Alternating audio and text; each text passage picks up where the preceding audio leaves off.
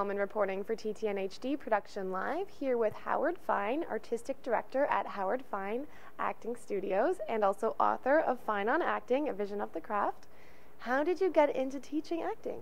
Good Lord. I have to go back a ways to fetch that. But actually, my high school drama director spotted a coaching directing talent in me, and he gave me my first play to direct when I was 16. And what play was that? That was Edward Albee's The Sandbox. So I had this tingle that happened when I worked with the actors that way. So by the time I got to college, although I had to train in college and graduate school as an actor, I was already directing, and I knew that I had a stronger skill that way. I think many times in athletics, for example, the best coaches were never the best players, because the star players can never get past their own ego. So they're always thinking how they would do it.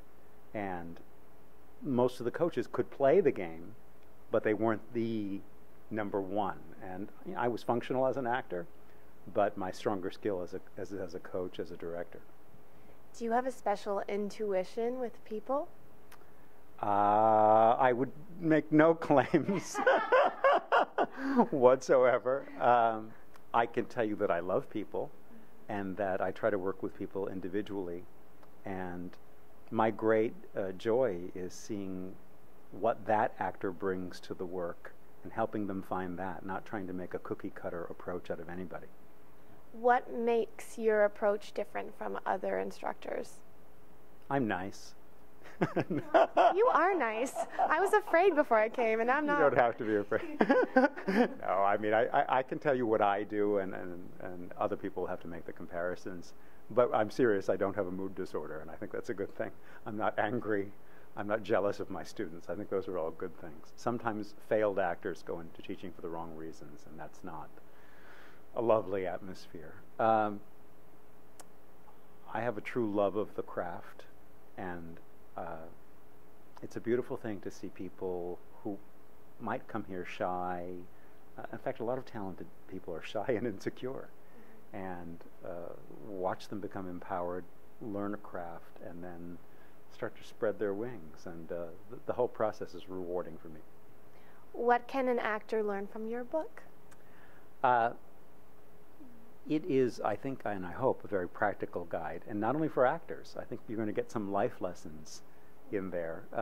For example, the chapter on not judging the character would be very good for us as human beings, because one of the things that I teach actors is when you pick up a role, if you don't see yourself in the character, there's a part of yourself you don't see.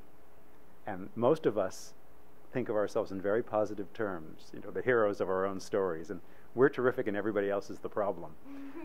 But I teach you to see yourself in every character. And one of the greatest misconceptions about acting is this idea of playing a character. For example, how many roles do you play, Katie, in the course of a day?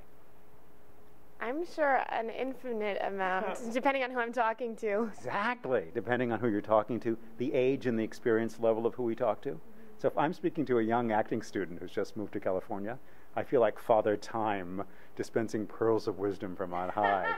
But if I meet a scientist working on a cure for cancer, I feel like an idiot.